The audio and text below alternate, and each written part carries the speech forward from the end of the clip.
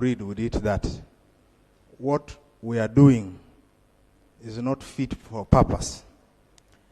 The motion before us that this House is supposed to consider requires us to reallocate. And yet, what should have been done is to have a supplementary budget brought here, and it is processed in the way Semuju guided. We have established beyond reasonable doubt that the figures this motion seeks to reallocate vary from what we approved in the budget. We have established beyond reasonable doubt that the actors in the procurement plan, in the work plan, in the recruitment plans are going to be different. Would it be procedurally right that,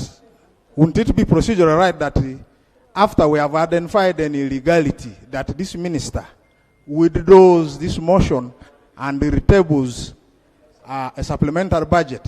Otherwise, if we don't move that way, this parliament is going to enjoin in backing up thieves, and we will be selling this country. And this corruption is... Thank you. Now, Honourable Minister, I need a clarification. So, under what rule are we moving? Because the motion is under section 19. But now, supplementary, which you have said that that's how we should move, is under section 25. So how do we reconcile the two to ensure that indeed we are moving in the right direction? Mr. Speaker, we are moving systematically in stages. Stage 1 is reallocate the money. This one is under section 19 of the PFMA. After you have approved the motion, in order for us to access money for spending, we shall have to do supplementary appropriation. And this will be moved under section 25 of the Public Finance Management Act. Honorable Dur. Mr. Speaker, sir, there are 2 points of law that have been raised. The first one is that the minister presented 2 different motions. One motion was officially laid here and you referred, but he had a second motion which he did not come here and he supplied to the committee. No. Let me clarify that. No. Let me clarify that. Yes, on Wednesday, the Honorable Rugorobi Amos moved a motion for the second batch. He called it second batch. And I referred it to the committee, and I told them to consolidate it. And I communicated it at the beginning. So there was nothing smuggled to the committee or anywhere. The minister brought it here in broad daylight, and I referred it to the committee. Thank you, Mr. Speaker. That's where my issues now arise. In fact, under section 19, the minister is entitled to come to Parliament to authorize him to transfer money from one vote to the other. There are 2 operational words under section 19. Parliament may, by resolution, authorize the minister to reallocate funds from a vote to another. When you interrogate the word reallocate, it means there must be something in existence. For you to be reallocated from Kampala to Lira, it means you have been resident in Kampala. You cannot reallocate a non-existent amount of money. So what the minister should be telling us is that this amount of money exists under vote 119, which is URSB, I think, and we are moving the same amount of money to vote 137, which is NIRA. This is not coming clearly. And the reason is because the people at the Ministry of Finance, if the minister is in charge, have sought to take advantage of this parliament to do an illegality. The minister is entitled at any one point to come here and request for additional money where they have a shortage. Let me demonstrate to you, Mr. Speaker. The minister seeks the amount of money we appropriated in this parliament under URSB for civil registration function is 326 million. The money we appropriated under Uganda Registration Services Bureau under the function of civil registration for wages is 23.6 million. The minister is now telling us here to transfer 760 million. Where does he get 436 million? It means NIRA has realized that there is a shortfall and we had not foreseen it, or the money is insufficient, which falls under the realm of supplementary budget. So in dealing with this motion, Mr. Speaker, we should confine ourselves to transfer of money already voted. If the minister thereafter finds that there is a shortage in the new mandate, the minister can then come here with a supplementary budget. And we will be glad to support him in that. So on that basis, Mr. Speaker, I wanted to seek the indulgence of the chairperson and members of the budget committee that I feel the budget committee, whom we entrusted responsibility, not that members of parliament who do not sit on that committee cannot do this work.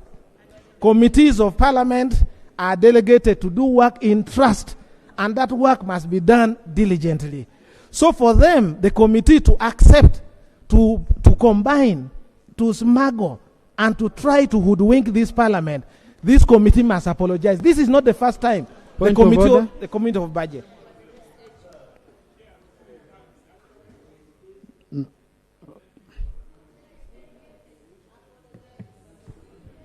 Colleagues, let's not mislead ourselves. The report was read here verbatim by Honorable Catherine. And on page 14 of the report, 3.1, transfer of funds for Civil Registration Services Bureau. I would like to repeat. The committee recommends a total of 1,036,858,995 shillings, of which wage is 323,628, and the non-wage 713. So when you go back in the middle, it said the committee was informed that whereas available wage transfers to NIRA from URSB amounts to 323.6, NIRA requires 760. That's what they required. This has resulted into a shortfall of 436. So the committee has not recommended extra money. So there is nothing a committee apologizes for. The committee is talking what you are saying. The committee has clearly said, approve only what was budgeted. And if you went to the first paragraph, says, the committee observed that in 2024-25, a total of 1,036,858,995 was approved by Parliament, of which 323.628 was wage. And that's the amount the committee is recommending for approval. Now, when you tell the committee smuggling, which figure, go to the report and cite where it is smuggled. I think Honorable Du has not understood what the committee has recommended. And therefore, it doesn't desire an apology here. Chair, your member gave you information. Right, Honorable, I think it's a rush of judgment. Information. With the bias. Honorable Kanya. Right, Honorable Speaker and colleagues, when we read our rules and when we read our laws, we should be mindful of the foundation. And the foundation is simple. These rules and laws are made out as a result of the practice of the Commonwealth, the common law. And our rules, the Speaker is the custodian of the rules. And the Speaker being the custodian, any matter that has been referred by the House to the committee and a new matter emerges in the due course, the Speaker has the authority to refer that matter through his signature, direct to the committee without coming here. And that has been the practice. The Speaker has just been considerate in some occasions to delay referring the matter, to request the minister to come here. But if you have a matter of reallocation resulting from RAPEX, and the Minister of Finance omitted a component of another institution, the practice has been, read the Hansard, that the Speaker can direct that matter to be handled by that committee. Secondly, and therefore there is no matter that the Committee of Budget, using the office of the Speaker, smuggled. Because the practice is all information coming from agencies are handed to the office of the Speaker. And that's the practice. Secondly, the process of RAPEX, Right Honorable Speaker. We have office of the Speaker. Secondly, the office of RAPEX, the process of RAPEX did not start today. When we repealed the acts, we transferred duties and responsibilities of some of these agencies. Read the acts that we repealed and merged. What is now left is the transfer of finances and other components. Finally, Right Honorable Speaker, I want to beg the Minister of Finance to complete the process for the new votes to bring the names of the accounting officers, so that tomorrow when we conclude this matter, we conclude it complete. Because when we approve the resource and you have not brought the names of the accounting officers to be laid to the office of the Speaker and to be laid here, we shall again have a challenge. Thank you very much. Thank you. Honorable colleagues, I think I clarified for Honorable Jonathan on the issue of smuggling, and he understood. Because the answer is clear. The minister laid on table, there was nothing that was smuggled. The minister moved the motion, and we received it here. But I wanted to ask Honorable Jonathan Odur to help me, because at first I was also coming from that angle. Section 19, very, very clear. Parliament may by resolution authorize to reallocate funds from a vote to another where the functions of a vote are transferred to that other vote. Okay? Through RAPEX, we transferred the functions of NIRA to Minister of Works. We transferred the functions of UCDA to a vote in the Ministry of Agriculture. So now I thought this was sufficient. Then there came a question that, but this, if you're talking about this transfer and the minister is supposed to warrant this money, the minister can only warrant money provided for under the Appropriation Act and the schedules to the Appropriation Act. So, meaning this motion is not sufficient to amend the Appropriation Act and the schedules of the Appropriation Act, so the minister must move another motion to amend now the Appropriation Act so that he's able to warrant this money and move it to the entities that are allowed. Okay? So, I wanted to first agree with my brother Jonathan that do you think that that's what should be done so that we have that settled and we amend the Appropriation Act through a supplementary or what, and the schedules, and the minister is not just given air and orders, but actual money. Thank you, Mr. Speaker. First, before I comment, I would like to inform my brother, Honorable Ekanya, that the Speaker is not Parliament of Uganda. Where in the law it is stated that Parliament may do this, the Speaker cannot purport to be Parliament and cannot replace Parliament. So I am informing you on that basis. Now, Mr. Speaker, Section 19 already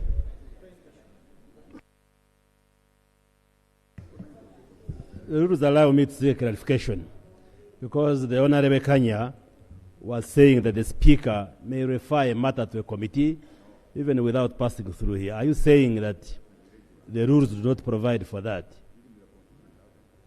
That is exactly what I have said. Where the law says Parliament has to do this, The speaker cannot sit in their kitchen. But colleagues, they cannot sit elsewhere to do that. It must be Parliament. What are you debating? I'm just responding to. Because you see why you're wasting my time. The matter was referred on the floor. I never wrote. I never passed anywhere. It was done here. So why are you alluding as if the public outside might think you're some people defending me? I did it from the background. We did it here in Bombay. Thank you. It's quite clear, Mr. Speaker, sir. I was just informing Chris, so that is clear in his mind. But Mr. Speaker, my reading of Section 19 is that it gives Parliament and the Minister a leeway to amend the votes. That's why, because the Appropriation Act, the clauses, if you are using this other law, the sections are actually the votes. So once we authorize here, we have amended those specific votes by varying those figures. There is nothing else to supply because we have already supplied. But if you want to follow what the argument of the minister, when you are doing budget and you are doing supplies here, you must therefore show also where you are getting money from. Okay? But you remember, we already supplied this money already. We already supplied. Are we doing a resupply? Or you'll first bring a motion to desupply. To desupply, and then now we resupply. It doesn't make sense. That's why you are given. Thank you, Honorable colleague. And to the Honorable Minister and you, Honorable Jonathan. When the entities ceased to be, did the votes that they are holding continue to exist, or they collapse together with the entities? If the votes collapse together with the entities, where did the money go? Shouldn't it have gone to the consolidated fund? These are things. And if it went to the consolidated fund, is it a reallocation? So the clarification I seek to know, Honorable Minister, when the entities collapsed, these votes from where you are reallocating money, did they stay standing or they collapsed together with the entities? I beg to be clarified.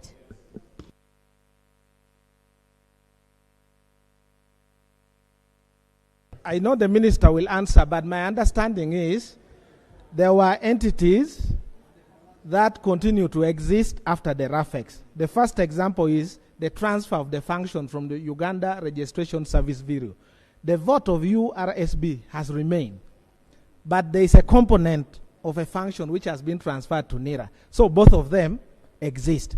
I also presuppose that within the first 2-3 months of the financial year, there was an expenditure on the side of the entity. So not all amount of money we appropriated is available for transfer. So it is the minister to come and tell us that out of the 10 billion we had appropriated under Civil Registration Bureau, 3 has been expended and now we are transferring the balance. Then there are also entities that I know has ceased to exist. But also before they ceased to exist, there were some expenditures that they have incurred. But the minister can clarify better because I don't have the figures. But I think, colleagues, let's have this settled because the minister is comfortable using it. Because, I interrogated it deeply since yesterday. And I tried to call here and there and comb through the answer and all that. Because I asked myself, can you amend an act of parliament by a resolution? That's a major question. Because this is under Article 156 of the Constitution. So I'm like, can we amend an act by a resolution, by a mere resolution? So Honorable Katuntu. Yeah, thank you very much, Right Honorable Speaker. I have been attentively listening to colleagues submit on this issue. Allocation is under the Public Finance Management Act. Appropriation is under the Appropriation Act. You can never amend an act indirectly. You can only amend it directly. So you must first allocate, then you appropriate. That's why formally Section 20, which is 19, is not talking about appropriation. It's talking about reallocation. After you have done the allocation, then you go to appropriation. I don't know where this debate is coming from. It is, you see, allocation and reallocation do not mean appropriation.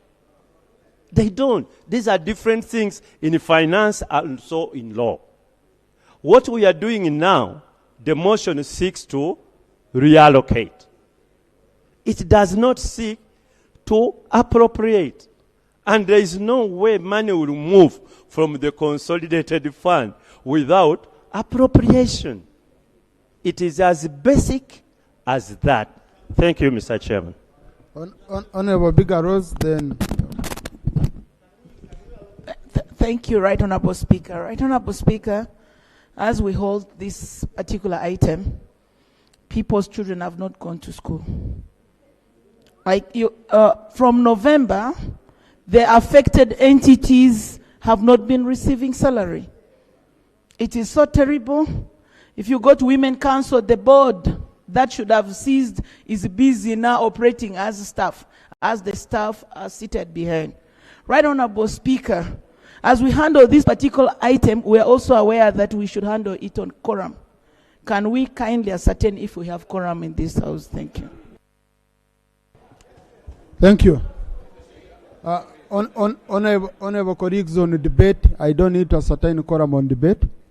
Quorum can be ascertained at a time of decision making. But on debate, the rules don't require me. Now, Rob wanted to say something.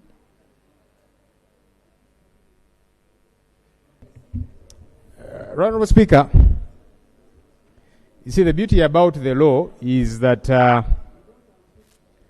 it is generally clear. Generally.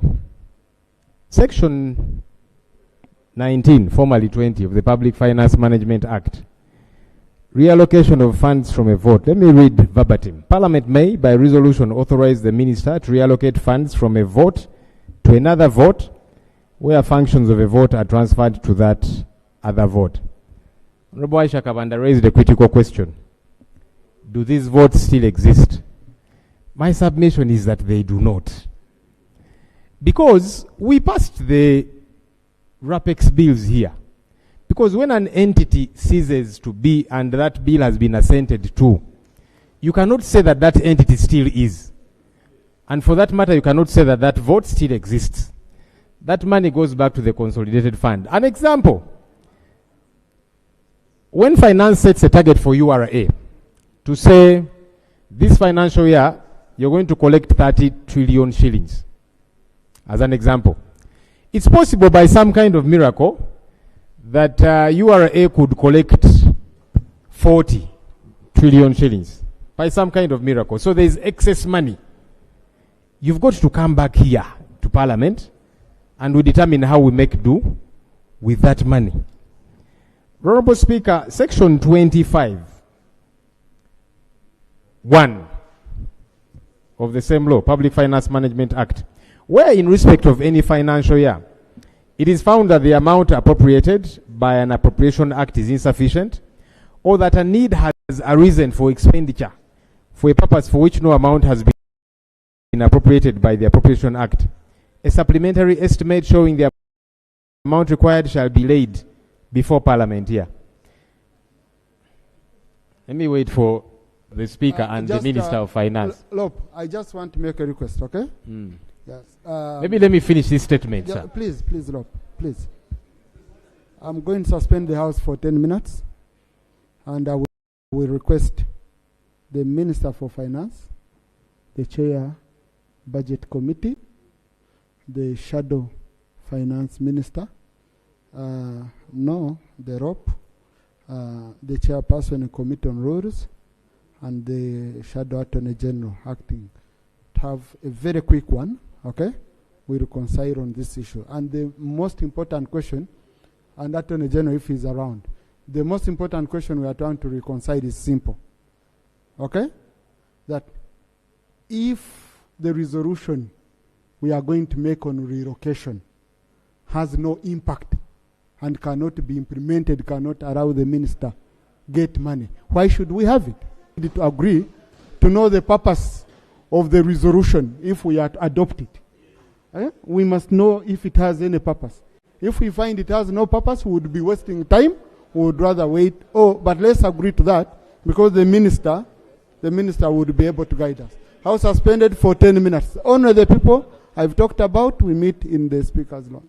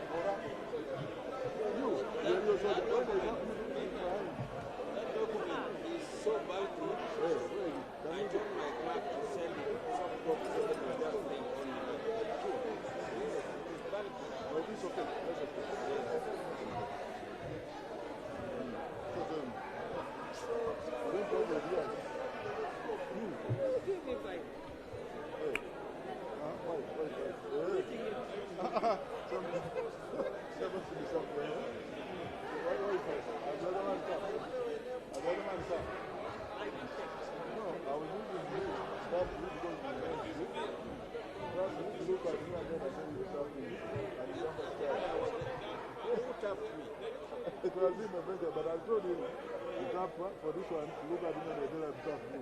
But when you look at me, yes. So may I go to remember, just give me that pen, by the way. Almost 400 pages. Give me that pen. So I'm telling the clerk to send it to me. So this Rapex is a boomerang. Boomerang. The Kungu.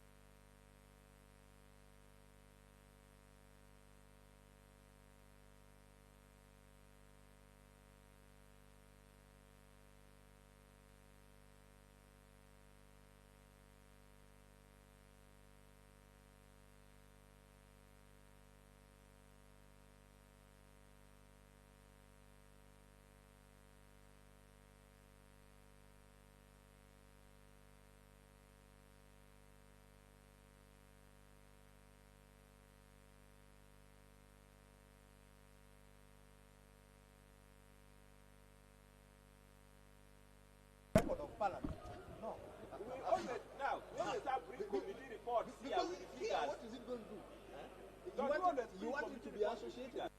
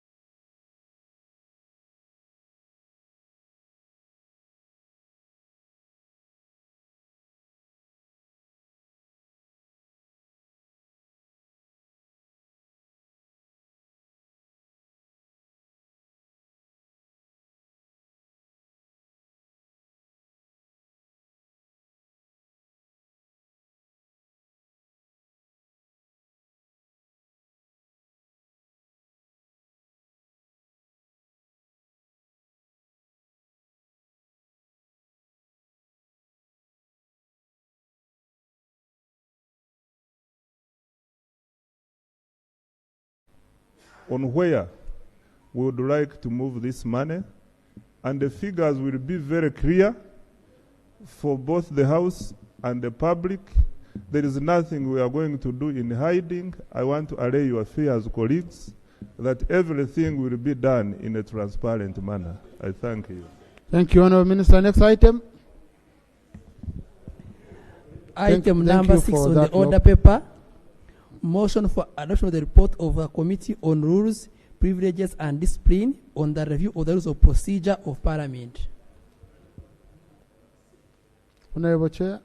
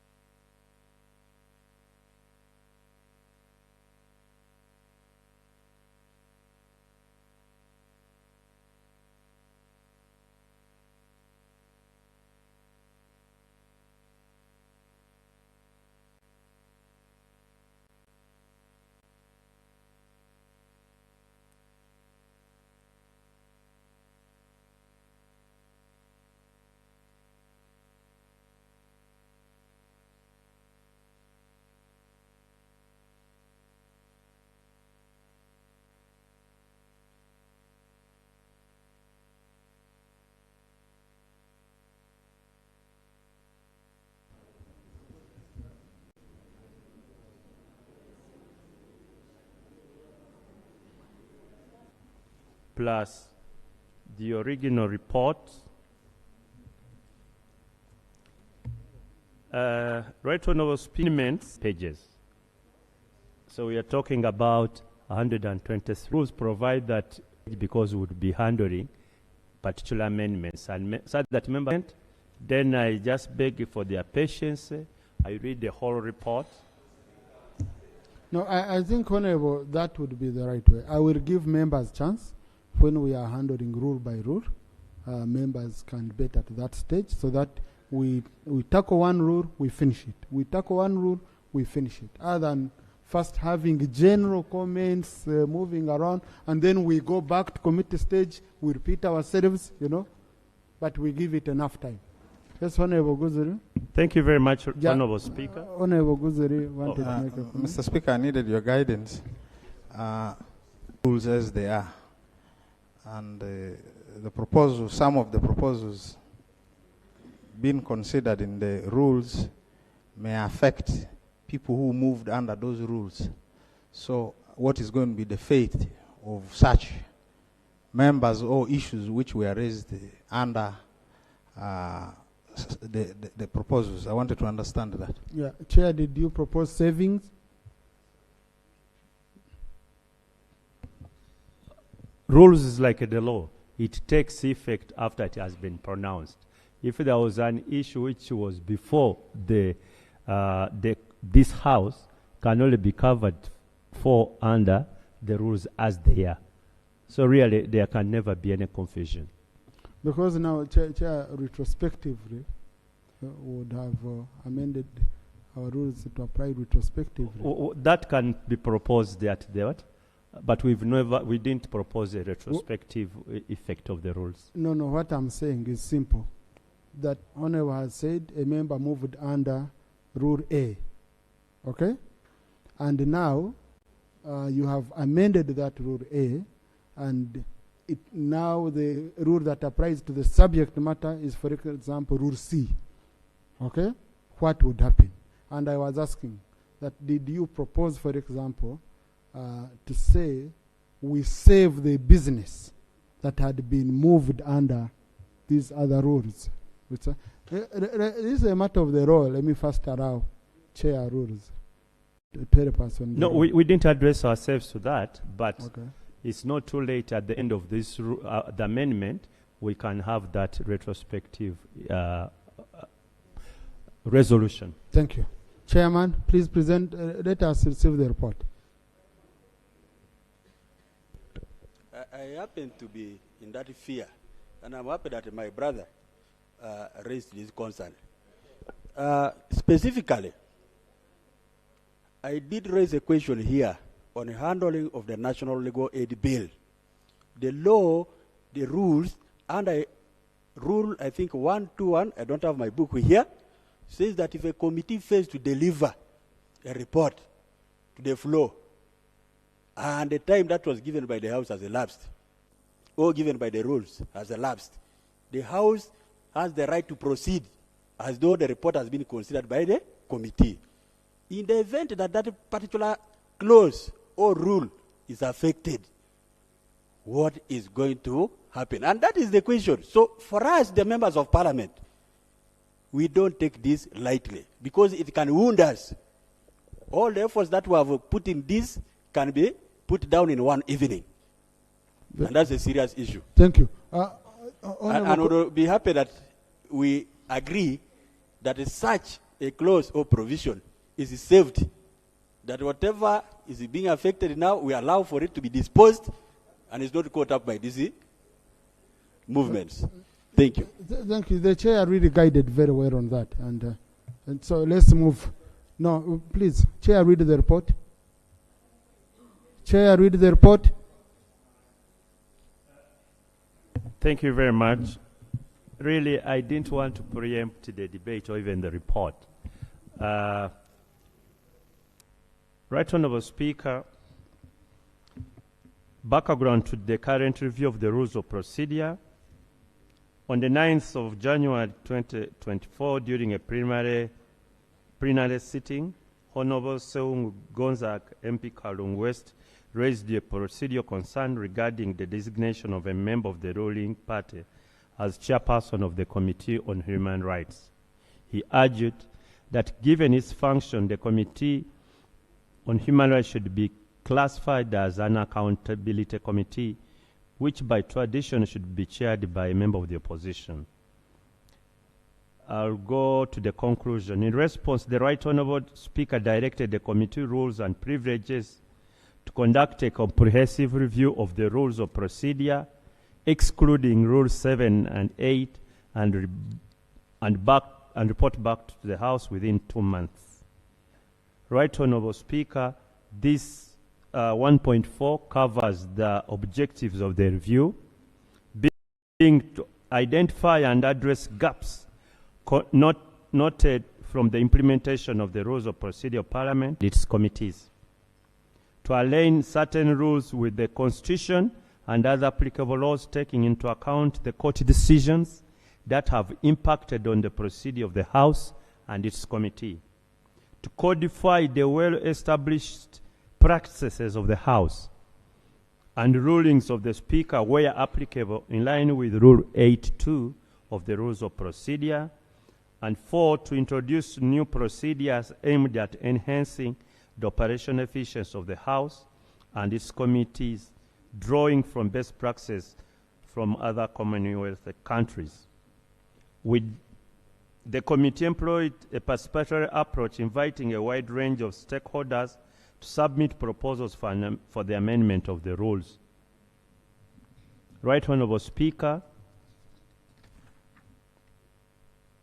these were the ones who were invited: the Government Chief Whip, the Chief Opposition Whip, all party whips, the Dean of Independence, Chairperson of WOPA, the Attorney General, the chairpersons of committees, all representatives of special interest groups, youth, older persons with disabilities, persons with disabilities and workers, Uganda People's Defence Forces Whip, all members of Parliament, and the clerk.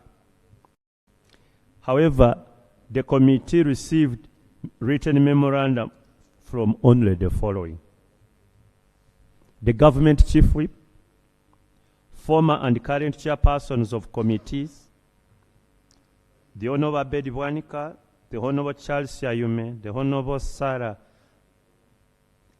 Kayaji, the Honourable Niyonsaba Alex, and then these were the members of Parliament who contributed: the Honourable Lulume Baiga, Honourable Byakatonda Abdu, Honourable Court Boniface, the Honourable Saro Pendi, the Honourable Akum Catherine Mavengina, and the Office of the Clerk.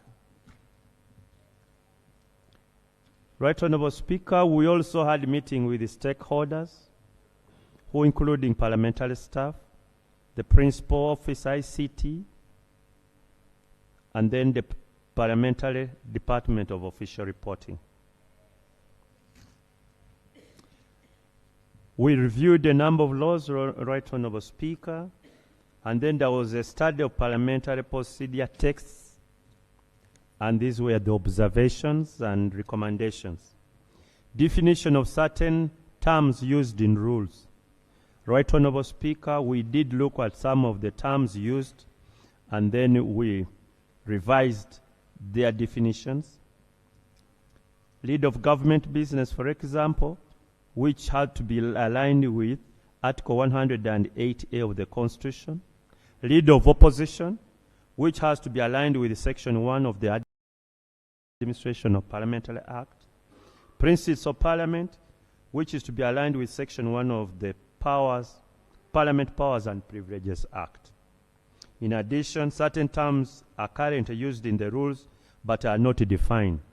For example, official record, Hansard, official reports, privilege, dignified, rulings. It is further proposed that the definition of cabinet be deleted since the term is not used anywhere in the rules. The definition of whip be broadened to enhance clarity. The definition of subsidiary legislation, which is proposed to be used in the rules of procedure, be included. The committee agrees to the proposed amendments which are aimed at enhancing clarity and ensuring consistency in the application of the rules. Prohibition of campaign for the position of Speaker before nomination. Currently, Rule 5.3 prohibits individuals from publicly campaigning for themselves or their agents in a manner that breaches the code of conduct for members of parliament. The office of clerk proposed an amendment, provision before Rule 5 to prohibit campaigns for individuals intending to contest for the position of Speaker and Deputy Speaker before their nomination. This was the observation. The committee observes that the proposed amendment does not address any particular mischief and would be redundant if adopted. It is already an established electoral practice that campaigns commence only after nomination, and any activity conducted before nomination cannot be regarded as campaigns anyway.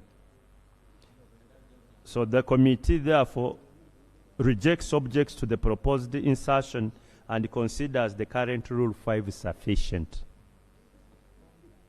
Seating arrangement in the House. Right Honourable Speaker, there are proposals. However, we do propose that the practice of free seating should be explicitly provided for in the rules of procedure to cater for situations where seating limitations arise. Colleagues, free seating has not been provided for in our rules. It has always been the discretion of the chair when the situation arises. So we are proposing that it is entrenched within the rules. The rules should provide that the front rows on the right and the left-hand side of the Speaker should be reserved for the key leaders in the House who shall be specified in the rules. This provision should remain in effect even when free seating is allowed, to maintain order, decorum, and respect for the hierarchy in parliamentary proceedings. The practice has been that both front benches are swarmed by the back benchers, and we thought it's part of our practice to respect hierarchy of our leadership. We need to leave both benches on both sides of the House not to be affected by free seating.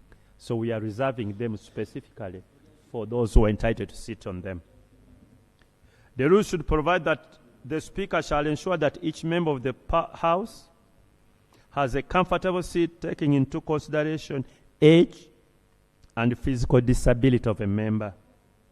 The rules should stipulate that the seats designated for members representing persons with disabilities and other person should be always reserved for them, even when there is free sitting. Right, Honorable Speaker, we also look at the Parliamentary Commission. So many proposals were made. But we go to, let us look at the proposals that were made because this is quite crucial. The committee considered the proposal by Honorable Abdul Yakatonda to amend Rule 11.1 to include an independent member of Parliament on the Parliamentary Commission to ensure representation of independent members on the Commission. The Parliamentary Commission is established under Article 87A of the Constitution of Uganda. It is also provided for under Section 2 of the Administration of Parliament Act and then Rule 11.1 of the Rules of Procedure. Section 2 of the Act provides that the Parliamentary Commission shall be composed of the Act, the Speaker, Deputy Speaker, Leader of Government Business, his or her nominee, the Minister responsible for Finance, the Leader of Opposition, his or her nominee, and 4 members of Parliament, one of whom shall represent the opposition, and none of whom shall be a minister. Section 2.4 of the Act further provides that nomination of candidates for election to the Commission of the 4 members shall be done by the government and opposition sides. The committee found merit in Honorable Yakatonda's proposal, considering that both government and opposition are represented on the Parliamentary Commission. However, while independent members who currently, I think that wasn't however, while independent members who currently number 74, which is 14.3, are not. However, the committee could not adopt the proposed, since the composition of the commission as outlined in Rule 11.1 is grounded in Section 2 of the Administration of Parliamentary Act, and any modification to the rule would require first to amend the Act. Proposal to ensure gender parity in the Parliamentary Commission. The committee considered the proposal by the Honorable Sarah Opendi to amend again Rule 113. And this is what 2 members, and the Honorable Sarah Opendi had proposed 2 male members of the Commission and 2 female members of Parliament shall be elected under Sub-Rule 1F. Currently, Rule 11.3 stipulates that at least one of the 4 members of Parliament elected under Rule 1F must be a woman. While the committee recognizes the importance of gender balance, it notes that the existing Rule 11.3 is also grounded in Section 2.3 of the Administration of the Parliament Act. As such, any modification to this rule would first require an amendment of the Act. Need to ensure parliamentary procedure for election of Parliamentary Commission. Section 2.4 of the Administration of Parliament Act provides that nomination of the candidates for election to the Commission of the 4 members of Parliament referred to in subsection 2 shall be made by the government and opposition sides.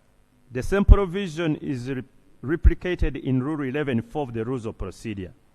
Furthermore, Section 3 of the Act provides a member of the Commission shall hold office for the duration of Parliament in which he or she is elected, and the word elected is being put in bold, but shall not vacate the office until the member is nominated or elected in his or her place, as the case may be, immediately after general election. The committee notes, whereas both the Act and the rules cited above envisage election of backbench commissioners. What is currently being done is designation, where nominees from the parties are presented to the House for approval without elections. The ruling party nominates 3, while the official opposition party nominates 1, making the required number of 4 commissioners.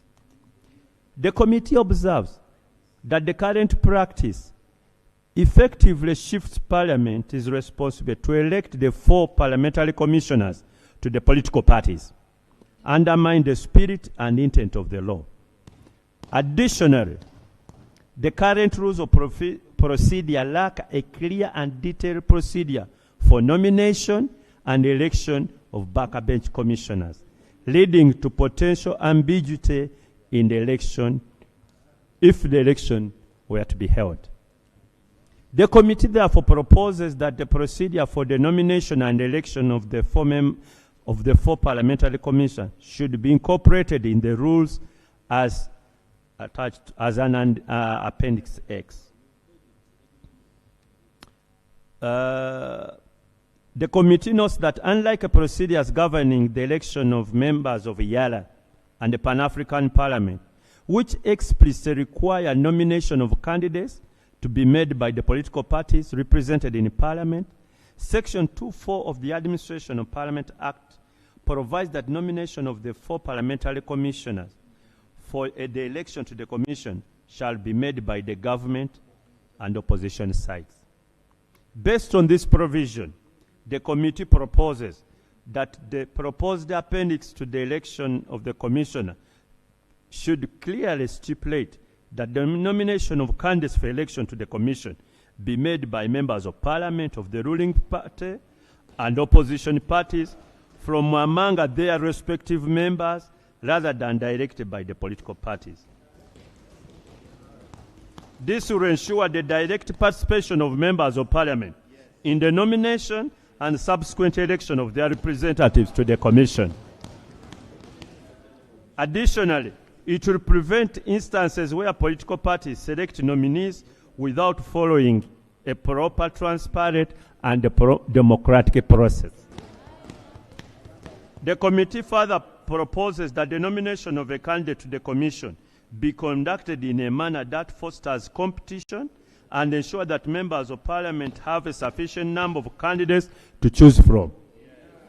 Accordingly, members of parliament from the party in government should nominate 6 to compete for the 3 positions allocated to the government, while members of parliament from the opposition political parties should nominate 3 candidates to compete for the 1 position allocated to the opposition.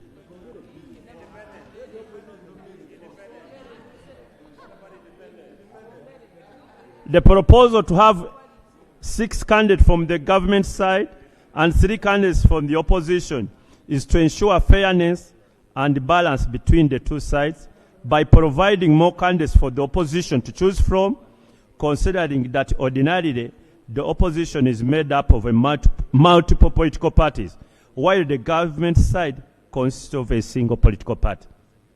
Once the nomination process is complete, the government chief whip and opposition chief whip shall present the list of nominees to the House, where all members of parliament entitled to vote will participate in the election of their commissioners. The committee believes that the above procedures will ensure transparent, competitive, and participatory process that reflects the collective will of all members of parliament. Election of members of the Pan-African Parliament. The Office of the Clerk noted an inconsistency between the existing rules regarding representation in the Pan-African Parliament. While Rule 13 provides for election of members of PAP, Rule 3 of Appendix D provides for 2 options, election and designation. The Office of the Clerk proposed that the 2 rules be harmonized by deleting the word designation in Rule 3 of Appendix D to bring the rules in conformity with the protocol to the Constitutive Act of the African Union relating to the Pan-African Parliament. Article 4 of the protocol stipulates that members of the Pan-African Parliament shall comprise 5 members elected by each party. Rule 13 currently provides as follows. I don't have to go into that. I'll go to what the committee is observing. The committee notes that the consistency between two rules and agrees that they should be harmonized by deleting the word designation in Appendix 3, in Rule 3, Appendix D. The committee therefore recommends that going forward, election of members of parliament should be conducted in accordance with the rules. The committee notes further that this is a mandatory requirement which should be entrenched in the rules to guide the elections, because it is mandatory since it is provided for in the protocol establishing the Pan-African Parliament. Leader of government business. The Office of the Clerk to Parliament proposed the introduction of a new rule, Rule 14, to recognize the position and function of leader of government business in accordance with Article 108 of the Constitution to ensure clarity and for ease of reference. The committee notes in its observation that whereas Rule 4 outlines the roles and functions of the leader of opposition, no such rule exists for the leader of government business, despite the importance of this position in the parliamentary structure and its proceedings. The committee, therefore, is going to recommend, first of all, it agrees with the proposal to introduce a new rule that outlines the role and function of the leader of government business, like the one which provides for the leader of opposition. Realignment of the rules on whips.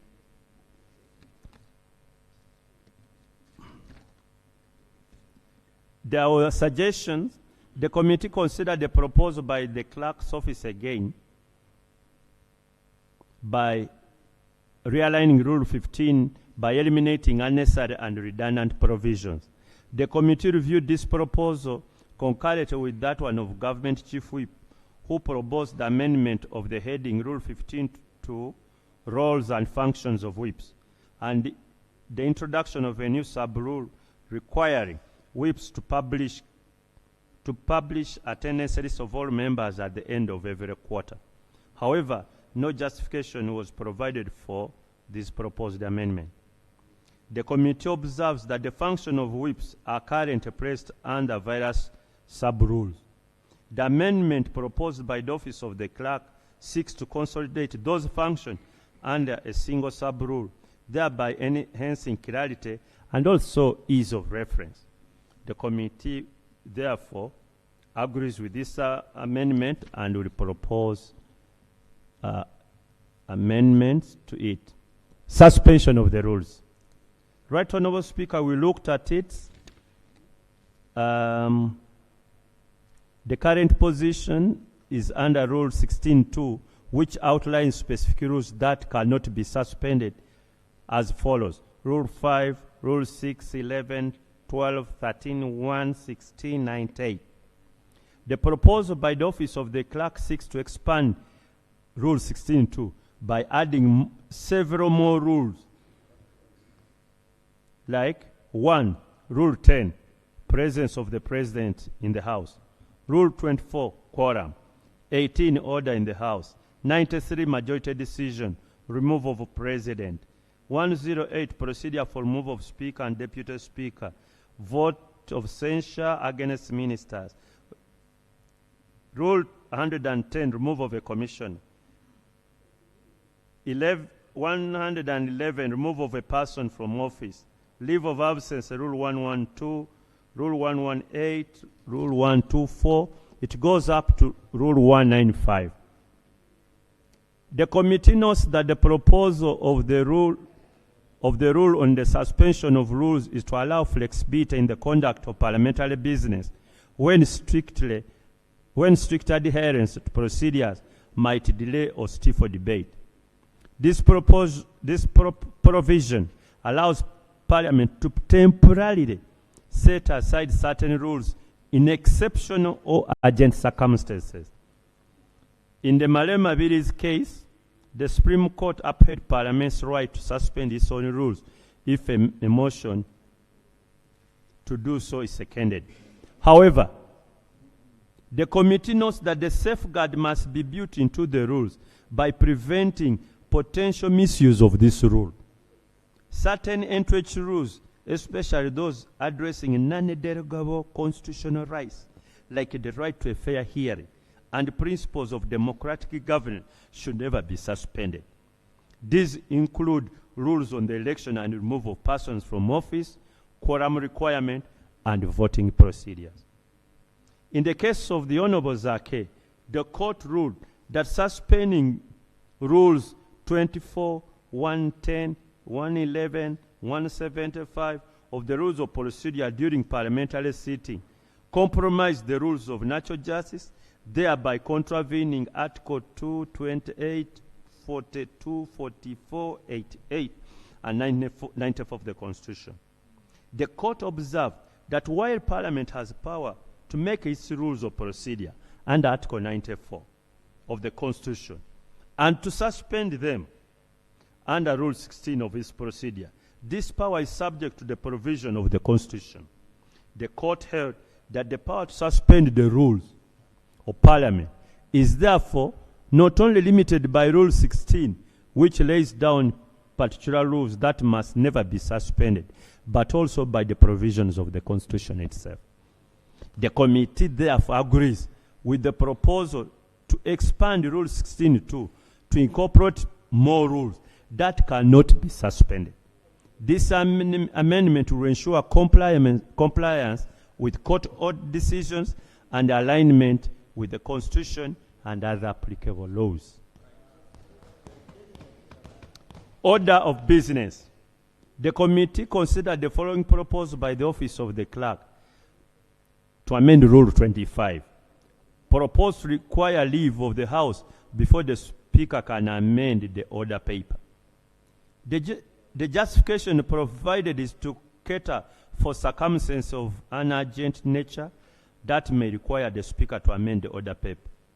The committee disagrees with this proposal on the basis that Article 94 of the Constitution vests the power to determine the order of business in the Parliament in the Speaker, and this includes the power to amend the order paper. Requiring leave of the House before the Speaker can amend the order paper, which responsibility is given by the Constitution, will therefore be in contravention of the Constitution. Proposal to include matters of urgent public importance on the order paper. Right Honourable Speaker, I'll skip and I go straight to the recommendation. The committee recommends that matters of urgent public importance should not be included on the order paper. Instead, Rule 54 should be amended to provide parameters for determining what qualifies as a matter of urgent public importance. Rule 54 should specify that a matter must pertain to a genuine emergency that has stipulated public concern or interest, requiring immediate and urgent consideration to warrant taking precedence over other business on the order paper. Additionally, no single matter of urgent public importance should take more than 5 minutes of the House. The above provision will ensure that only genuinely urgent and publicly significant matters are brought before the House. And the reason is proposal to impose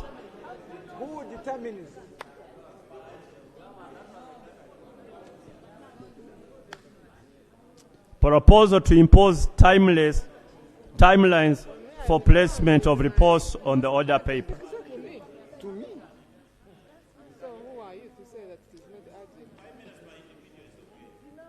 Proposals to impose timelines for placement of reports on the order paper. The committee observed that the petition are like any other businesses before the House and should therefore not be treated differently. The committee is further alive to Article 94 of the Constitution and Rule 25(1) of the Rules of Procedure that empowers the Speaker to determine the order of business in the House. giving priority to government business. The proposal by Honorable Penn will limit these powers. The committee therefore objects to the proposed amendment and recommends that the current position in the rules be maintained. Laying of papers. The committee has noted instances where members wish to lay reference or evidential materials that are not classified as papers, but due to the absence of a specific rule, such item cannot be laid. The committee therefore recommends an amendment to the heading of Part 6 to allow for the laying of not only papers, but also other items on the table. To prevent misuse of this rule, the committee further recommends that the laying of papers or items should only be done with the leave of the Speaker. Laying of reports of the Auditor General. Right Honourable Speaker, I go to the recommendation on page 24. The committee considers the above explanation satisfactory and recommends that the rules relating to laying of reports of the Auditor General be amended to include the proposal was to include the reports to be submitted to, in the absence of the clerk, to the Speaker, or to the, in the absence of the Speaker, to the clerk, or even the Deputy Speaker. Right Honourable Speaker, we go to the Prime Minister's time. Right Honourable Speaker, we have some proposals on page 28. The time allocated to Rule 41 for responding to a written question during be increased from 20 minutes to 40 minutes. Given that the time frame for written question is proposed to be reduced, the number of written questions the clerk is required to forward to the mandate required that all written questions to the Prime Minister be precise, concise, and address only one matter of government policy or the general performance of government. Similarly, the Prime Minister's response should also be precise and concise. Additionally, Rule 44, which provides detailed parameters for the misbeat of question, should be strictly adhered to. Need to prescribe time limits for the debate. Right Honourable Speaker, the committee proposes amendment to Rules 70 to prescribe time limits for debate. Rule 70:11 currently provides as follows. The Speaker may, on the recommendation of the proceedings of the day or in a motion, announce the time he or she is to allow each member contributing to the debate. I may direct a member to take his or her seat who has spoken for the period given. The committee's proposal is driven by concern that the existing practice where the Speaker allocates only 2 to 3 minutes for individual members to speak has proven sometimes insufficient for the members to make a well-researched, substantive contribution. As a result, members often cut short before completing their speeches, making the answer appear very disjointed. Additionally, this has limited evidence-based debate, as members lack adequate time to present their arguments, which in turn compromises the quality of debate. The committee recognizes that the current practice is aimed at balancing two competing interests, namely the time limited available vis-a-vis the equal rights of all members to contribute to the debate. Considering the large size of Parliament, currently comprising of 557, given this context, managing time equitably across such large numbers of members presents unique challenges to the presiding officer. The committee considered its proposal concurrent with Honourable Rulumebaiga's proposal to amend Rule 70. Since two are related, Honourable Baiga's proposal was the presiding officer during any sitting of Parliament shall ensure that each party represented in Parliament is allocated time on each motion or House business under consideration in Parliament.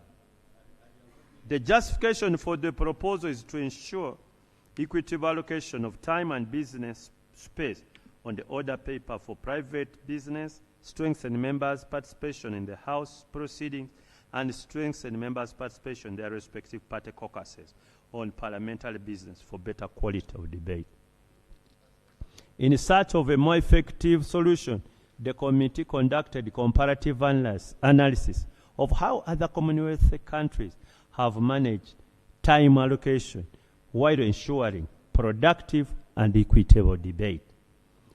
We looked at what obtains in South Africa, in Kenya, in Zambia, in Lusaka, and Right Honourable Speaker, we go to the recommendation.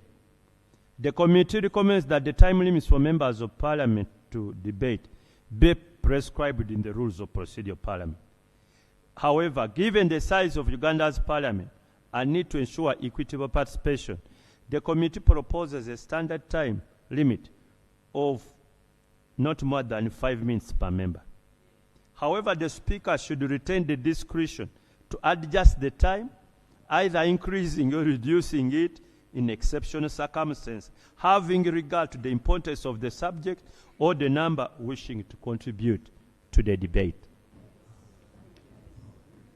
The practice has been just the Speaker allocating time, but now we are trying to put it in the rules such that he acts within the rules when he's either increasing or reducing time. Content of speech is cited. This is what we are recommending for order for a member to impute improper motives to the president or use the president's name to influence debate. The same rule actually provides for the speaker. There is already provision for the speaker or even other members. So we are just expanding it. Sub judice rule.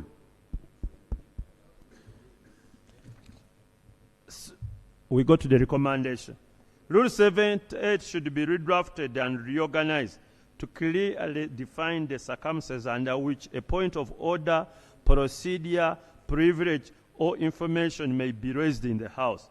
This is to ensure clarity and to ease of enforcement. A new rule should be introduced stating that it is out of order for any member to interrupt proceedings on any point of order, procedure, without citing the specific rule being breached. Right Honourable Speaker, colleagues, the practice has been members raising procedure when there's nothing procedure about what he's talking about. After they raise it to access the microphone and call in the presiding officer. It is a point of procedure, but there is no procedure being raised.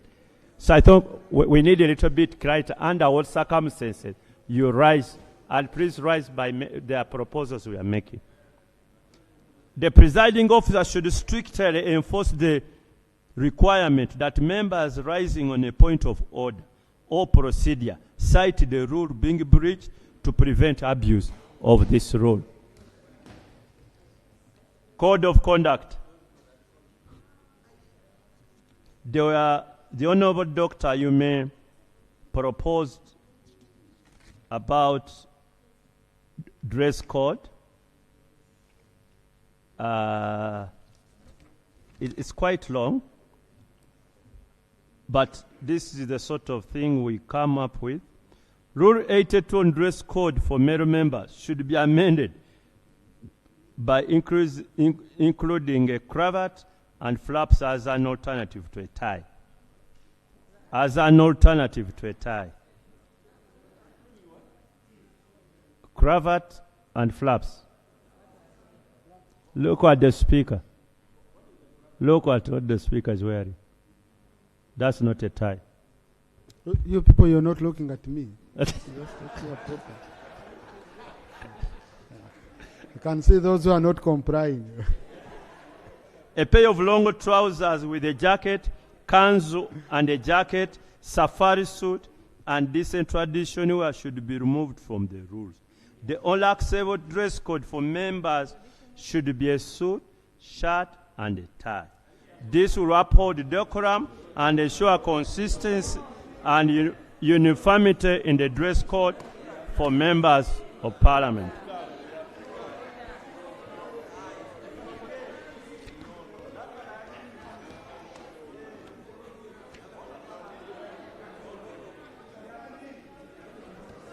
Honorable members,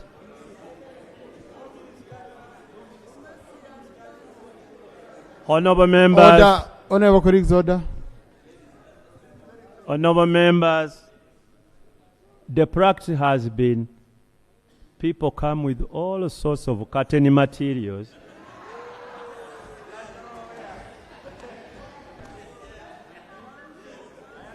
And you are like, is this a parliament? So I think we need to realign. We need to realign such that the decorum of this house, and we are making proposals.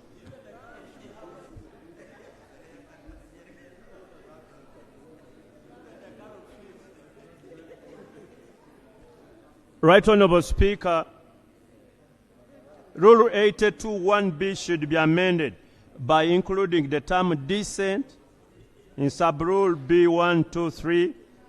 Addition the terms decent.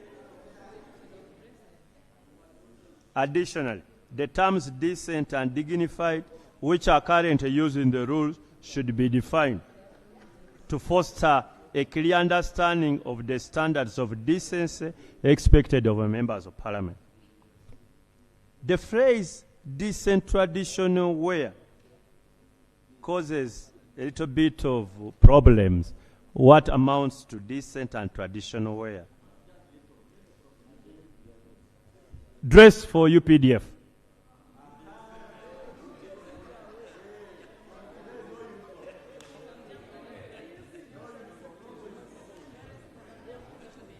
Rule 82AV, B and 6 permit male and female members of Parliament representing the UPDF to wear military attire.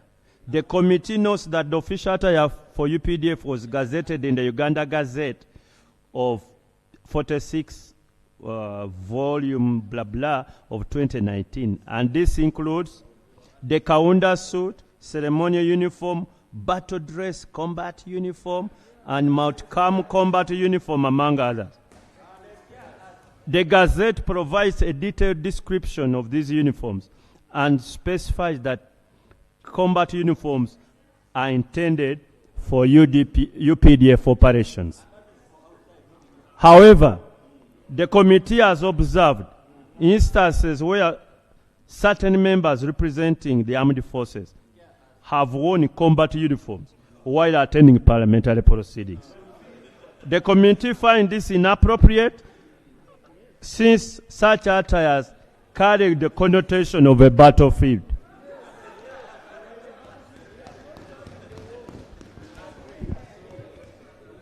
The committee, therefore, discourages the practice of wearing combat uniform during parliamentary proceedings. We are therefore making proposals of the dress code of members of the UPDF, and actually the current proposal we are making is exactly what the honorable members are putting on. But not the other combat. They call it Madoa Doa. That one is when they are defending us out there. Sanctions for breach of parliamentary dress code. The committee recommends, Right Honourable Speaker, honourable colleagues, that the rules stipulate that a member attending the House or committee who fails to adhere to the prescribed dress code should be cited for being out of order. The presiding officer should then order the member to immediately withdraw from the House or committee and return only when dressed in accordance with the rules. Right Honourable Speaker, order in the House, we are recommending we are making proposals that a new rule 88A should further be broadened to include publication, disclosure of a committee report, evidence, or a document received by a committee before presentation of the committee report to the House. I think this one is very important. Let me just go through it because I don't want members to be caught by the rules. Right Honourable Speaker, Rule 2.22. The committee considered the proposal by the Office of the Clerk to insert a new sub-rule 88A on gross disorderly conduct. The purpose of this amendment is to outline specific circumstances under which a member's conduct may be deemed grossly disorderly or referred to in Rule 88.2. The proposed amendment is as follows.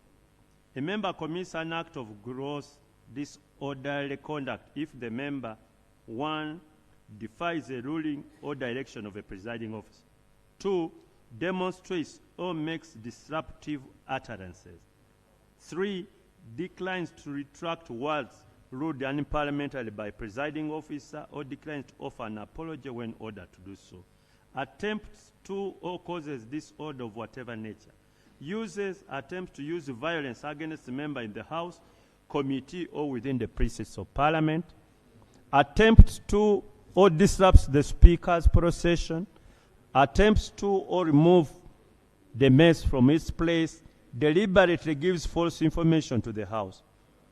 Rule 82.2 currently provides the Speaker shall order any member whose conduct is grossly disorderly to withdraw immediately from the House or committee for the remainder of that day's sitting, and the clerk and the sergeant at arms shall act upon such orders as he or she may receive from the Speaker or chairperson of the committee. Observation. The committee notes that the current rule does not explicitly define what constitutes gross disorderly misconduct, leaving this interpretation to the discretion of the Speaker or the chairperson. This leaves room for uncertainty and may result into the inconsistent application of the rules. The committee therefore supports the proposed amendment as it seeks to provide clearer guidance to the presiding officer or chairperson and members on specific action that constitute gross disorderly conduct. The committee therefore recommends that the proposed amendment be incorporated in the rules.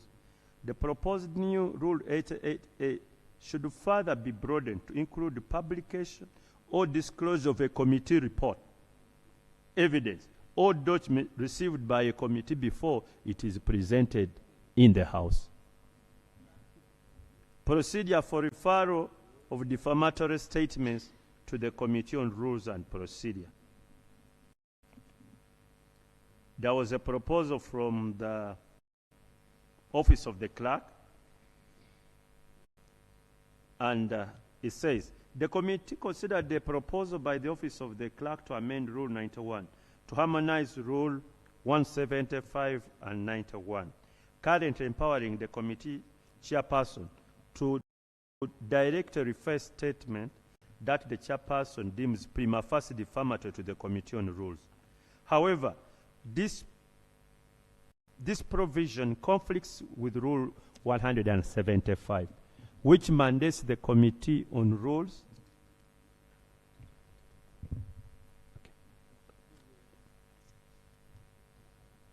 which mandates the Committee on Rules, Privileges and Dispute to handle disciplinary matters referred to it either by the House or the Speaker.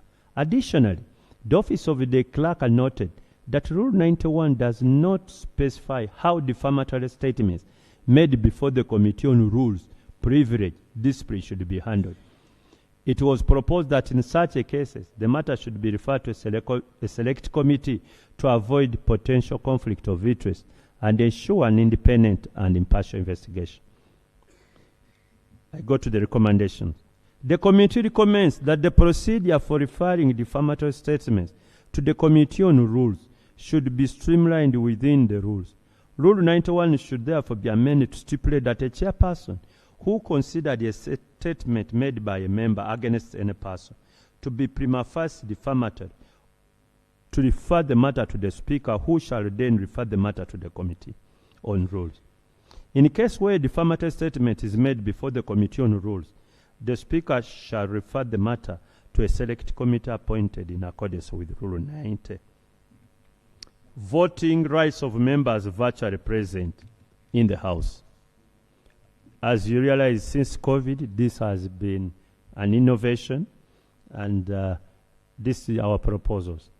Considering that voice voting is the default method of voting in the House, and as such, most decisions are taken through voice votes, the committee recommends that presiding officer should only invoke Rule 96(3) to enable members virtually present to vote, since they form part of the quorum of the House.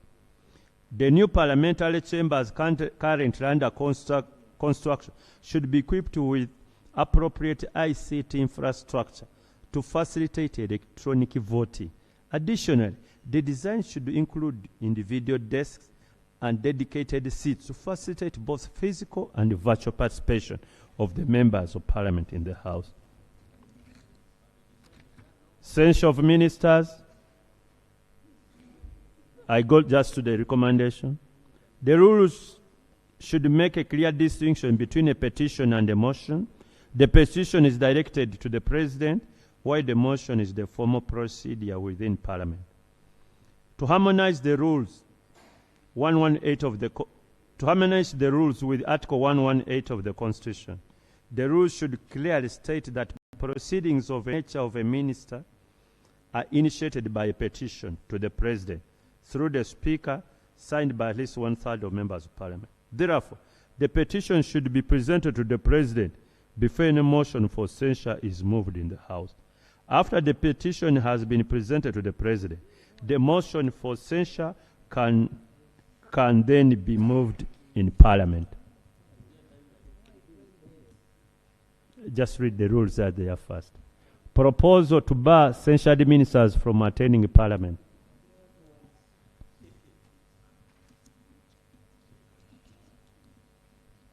The committee observed that the proposed amendment, if adopted, would effect amount to a de facto removal of a minister, which would contravene Article 118 of the Constitution. For this reason, the committee could not agree to the proposal for the amendment.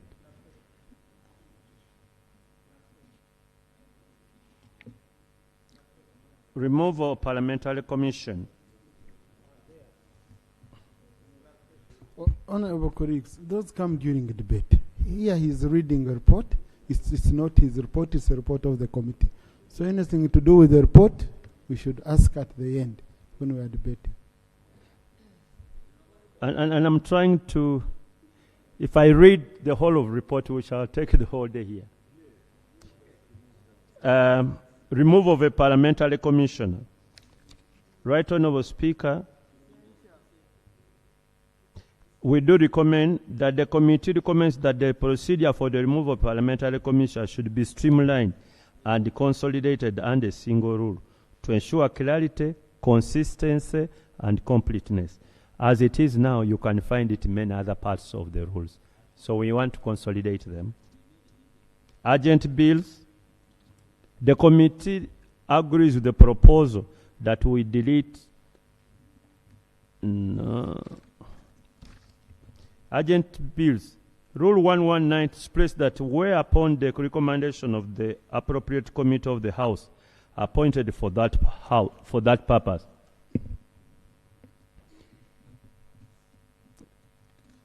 pardon me, the House determines that a particular bill is of urgent nature, that bill may be introduced without publication. The government chief whip proposed the deletion of the phrase whereupon the recommendation of the appropriate committee of the House appointed for that purpose. The committee observes that the phrase whereupon the recommendation of the appropriate committee of the House appointed for that purpose defeats the urgency for the bill. And in particular, no committee has ever been appointed for that purpose anyway.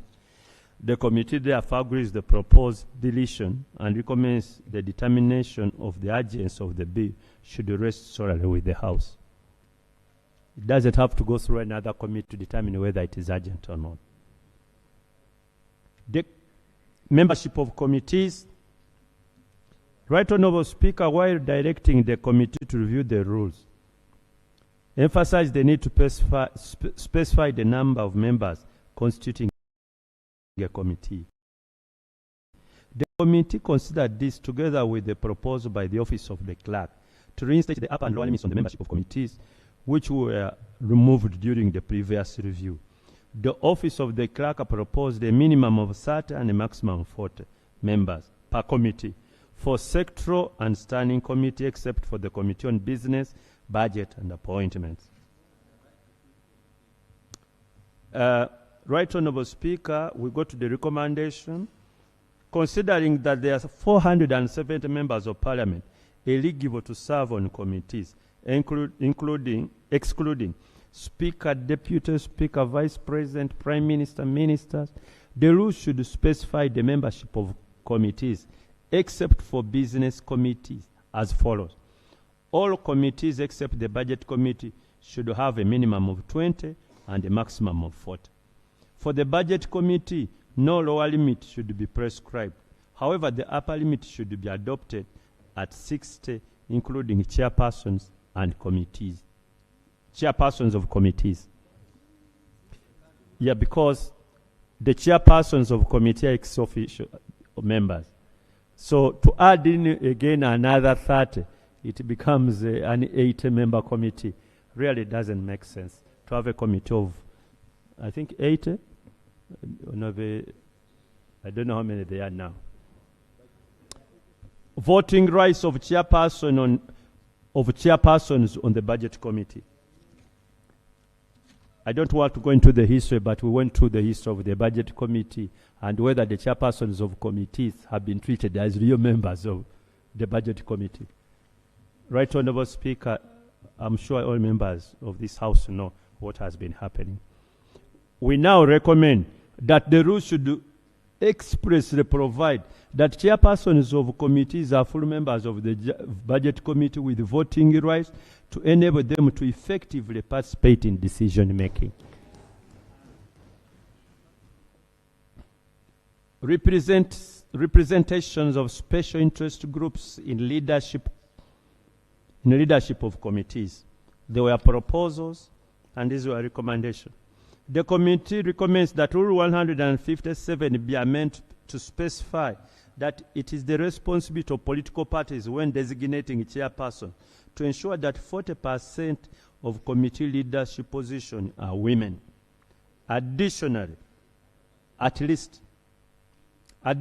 rule should stipulate that political parties should, as far as feasible, include representation of other special interest groups in the leadership of committees to ensure balanced representation and promote inclusivity.